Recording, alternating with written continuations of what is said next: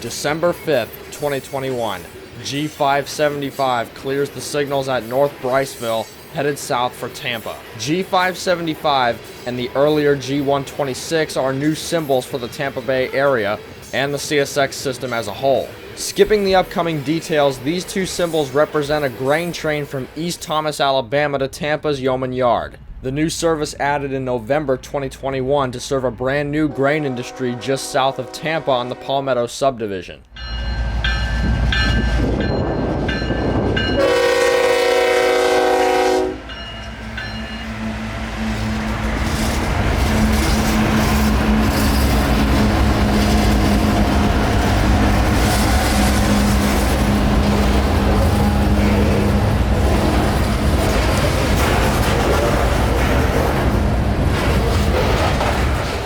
Such is the case with this G12606 that I managed to capture rolling across 78th Street into Yeoman Yard on the 7th of November 2021.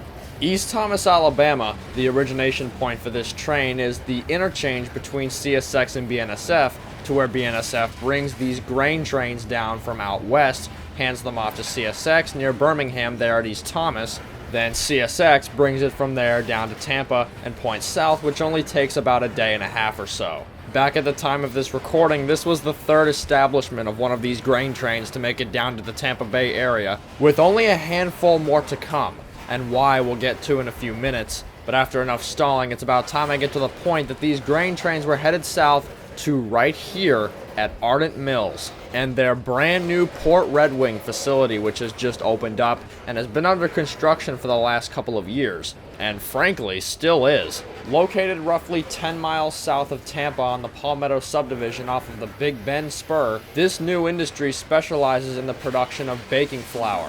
And from the main road, it's almost impossible to miss this place. These silos are absolutely enormous, and even from the drone, it's hard to put into perspective just how big they are. Specifically focusing on Ardent Mills now, what exactly is their essential job? Well, as I mentioned, they're a flour mill, so simplified start to finish, raw materials are brought in, baking flour is produced with those raw materials at the facility, and then sent out by truck.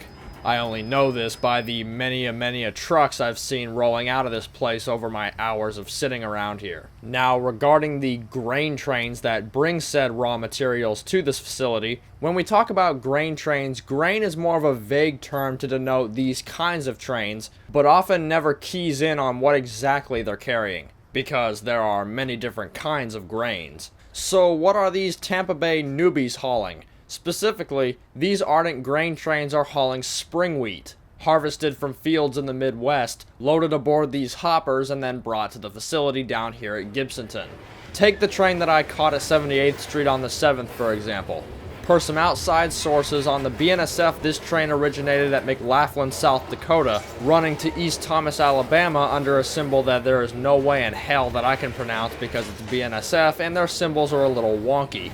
But once it reached the CSX, the G126 symbol was easy enough to pronounce, and it eventually made its way into the Gibsonton facility. This drone footage was also taken on the 7th of November, just a few hours before the loaded train rolled into Yeoman, and they wouldn't be able to bring that loaded train to the mill because, as you can see, the second establishment of these grain trains is currently sitting on the industry tracks. Only one train can fit in here at a time, so Yeoman is their holding point until the tracks here are open. Also visible by the drone footage is something I noted lightly a minute ago. This place is still very heavily under construction, which surprised me when I flew the drone up because they were getting grain trains almost once or twice a week at the time the service had started, which gave off the impression that this place was completely done and they had business to keep up with. And maybe that is the case, but it don't look like they're anywhere close to done with this place yet. But apparently enough is done to have the flour making process go smoothly to where they can get trains in and send trucks out. So in detail from start to finish, once the train gets into the mill, they unload the spring wheat and store it in these giant silos until the milling time has come. The flour is then made by grinding the soft wheat into a powder-like consistency, which is then what we know as baking flour. Baking flour goes into almost all pastry products. Such examples are bread, buns, pizza, rolls, muffins, pies, crackers, cookies, cakes, and the list goes on and on and on. So needless to say, I'm sure there's pretty high demand for this stuff because people eat a lot of pastry. And depending on the time of year, I can be one of them. So originally, this whole new concept was going to be one of my last 2021 productions, as I would have hoped to follow one of these loaded trains from somewhere upon the S-line into the Ardent Mills facility, explaining all of what I've just explained now along the way. Although, try as I may, such was not the case.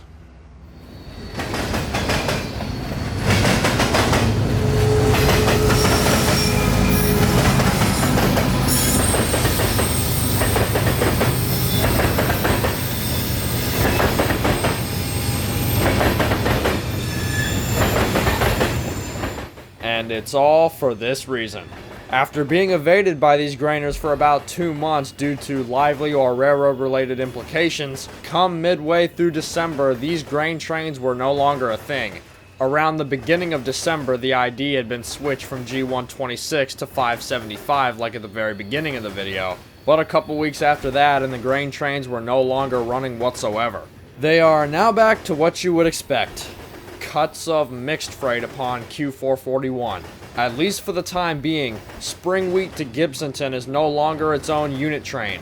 It's getting tacked on at Birmingham to mixed freights to Waycross, and then Waycross to Tampa. It runs on Q441.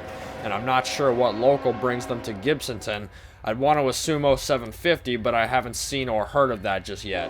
Point being here is that there was no way for me to do my documentary without a unit train running that I could see, and having only seen the loaded one up at Bryceville and at 78th Street, this video that I'm making now is just about the only thing I could do.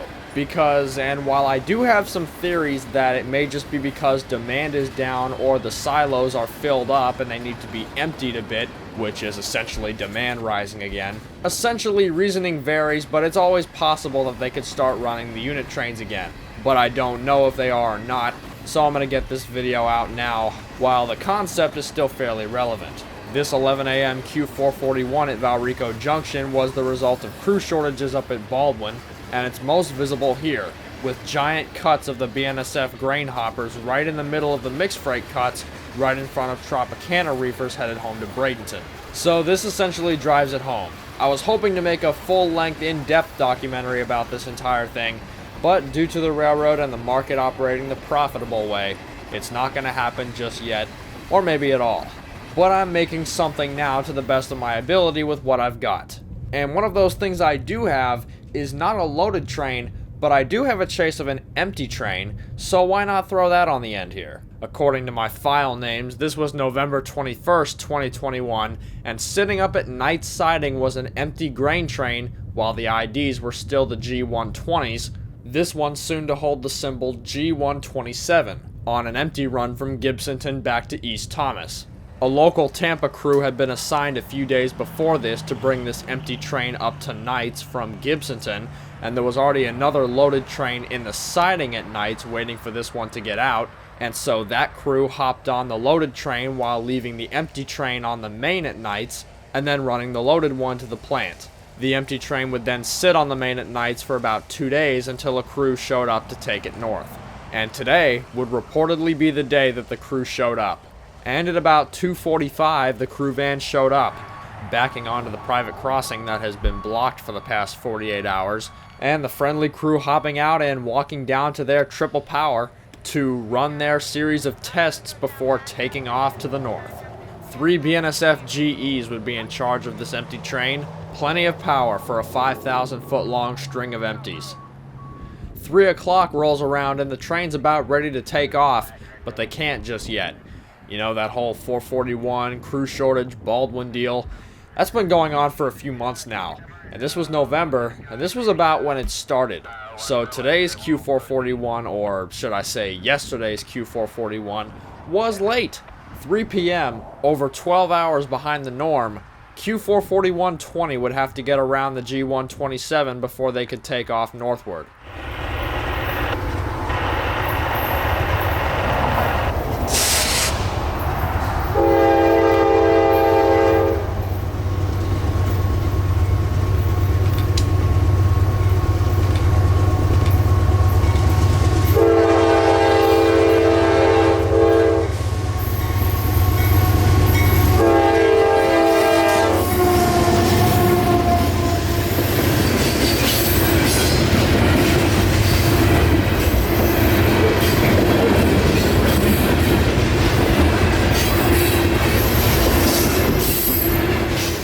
power setup would be a 1x1, with both being CM44 motors, recently rebuilt from the AC4400 models, the one in the middle of the train being brand spanking new.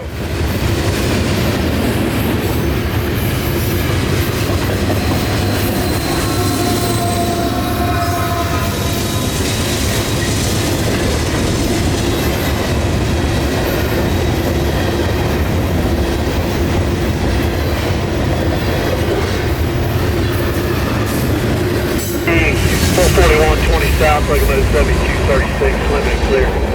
South to the night, side to the main, southbound. Northbound on the main there, nice, look good, my angle. Alright, so checking you out. 41, train look good, nice looking rear end. 27 to rev through. Go ahead. We're almost going to be pulling here finally. Alright, I'll give a few more minutes, then I'll run up to Wildwood.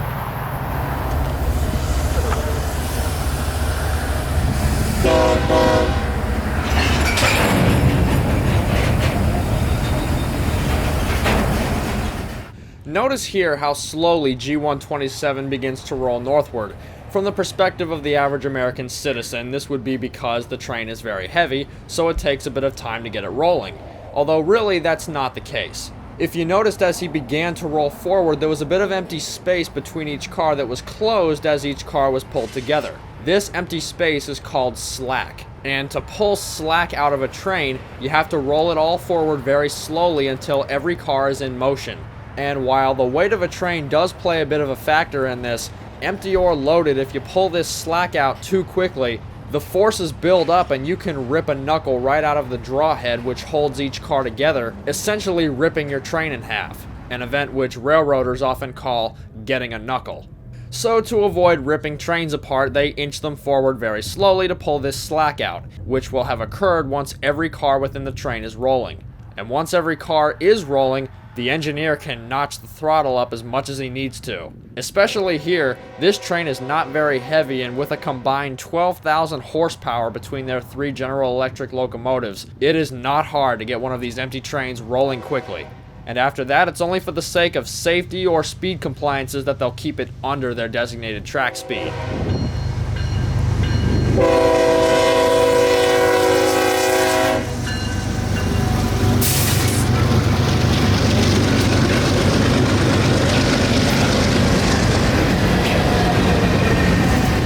About a quarter mile north of the Knights siding now, and we're pulled off at a private crossing for our first spot headed north. And my dash cam footage from this point has been since lost in my sea of files, but we made it northward to Vitus Junction as our next spot after that. And it's by this time, after just barely beating him here around a car being towed, that he is definitely now up to his track speed.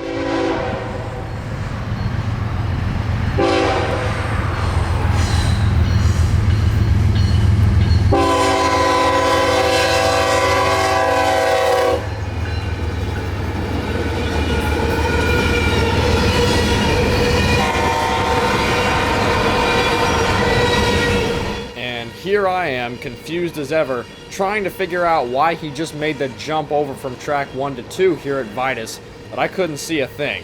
And he was still rolling at a decent clip, and it was only when the radio came back to life that I figured out why he was about to stop again at Ellerslie. I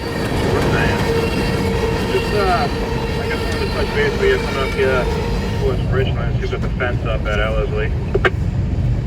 Yeah, I got a track inspector coming south. Towards that location. As soon as he reports spot, I'll turn you loose.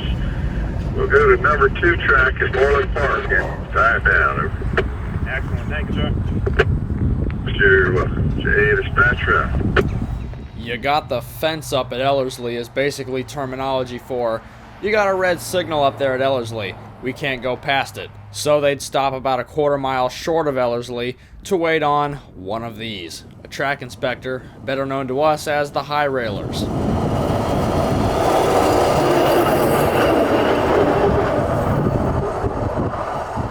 Not sure where these guys were going, but they held up our grain train for a good 25 minutes. But shortly after the truck's clearance, the switches lined and the signals rose at Ellerslie, and it was our time to start back the road northward.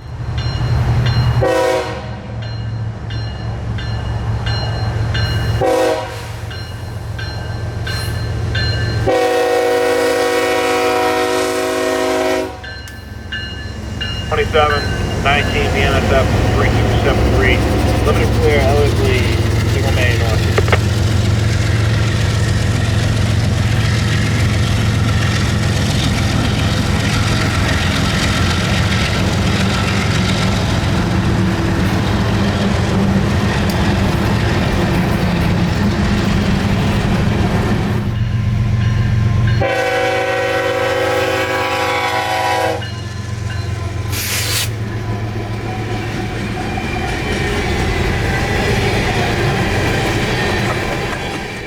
A quick stop off at the Mudfish Road crossing, and then the old Lakeland Highway would bring us down through Dade City.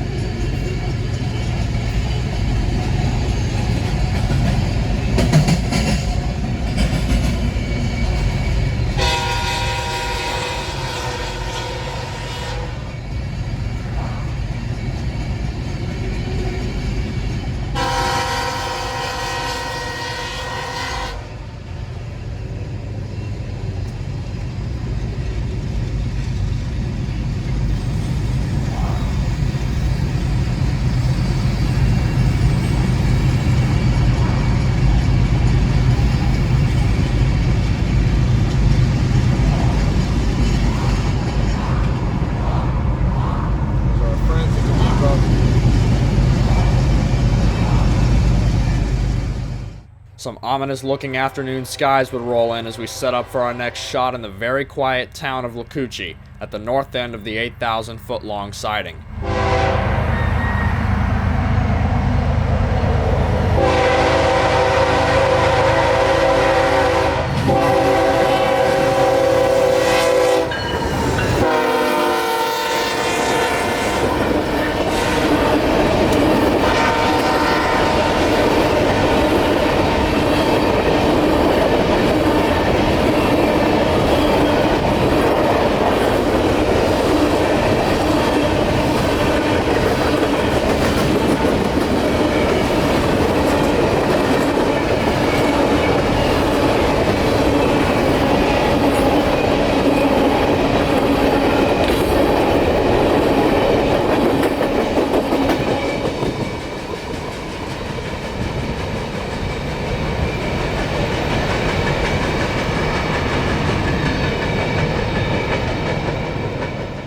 Next thing we knew, we were rolling through downtown Bushnell. This train was up to track speed now and was holding it very well. Lake Panasoffkee would be the last attempt, and it was about to be a very close one at this rate. 127, 19, 3273, clear.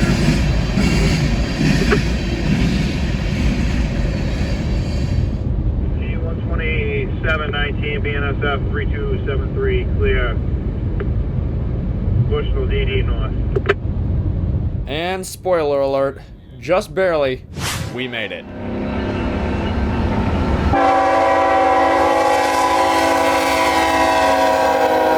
Detector milepost 771.3. No defects. Repeat, no defects. Total axle 462. Detector up.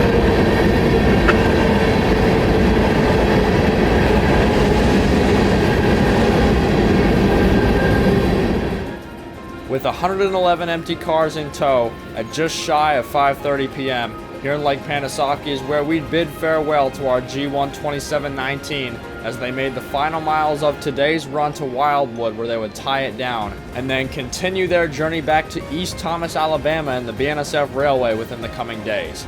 Although at the time of editing this, those days ahead were now months ago. And with optimistic outlooks on trying to get a loaded one of these trains headed down to the Ardent Mills facility down in Gibsonton, Florida, I would wait another few weeks, only to find out that it wasn't in the cards, at least just yet.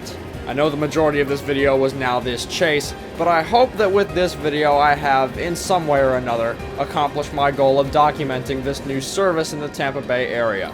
So on November 21st, 2021, under the beautiful sunset in Lake Panasoffkee, Florida, this is Kotabeaner, and whether out for one of these trains or something else, I'll see you out here sometime soon on the Sunshine State Rails.